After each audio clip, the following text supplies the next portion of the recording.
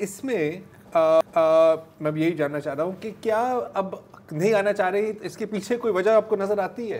क्योंकि एक तो बात है कि जाहिर है कि जो पुलिस है वो उनको अपनी जान प्यारी है और देखते हैं कि यार इनके पास जो जदीद असला है तो, और फिर अगर कुछ किया भी सही तो एक इंतकामी कार्रवाई भी होती है।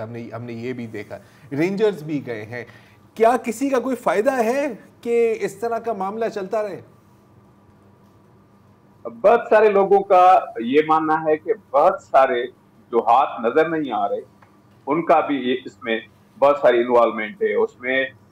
जैसे आप आमतौर पर हमें कहते हैं, हम सिंध में कहते हैं कि जी कच्चे के डाकू तब तक मजबूत हैं जब तक पक्के के डाकू उनके साथ हैं। ये तो पक्के के डाकू जो हैं वो उनकी दौलतकार हैं, जब तक उन पे हाथ नहीं डाला जाता। तो आमतौर पर आजकल सोशल मीडिया पे लोग लिखते हैं ना, लड़के लिखते हैं कि जी कोई हम तो दो चार अल्फाज ही लिखते हैं तो वीगो डाला आ जाता है।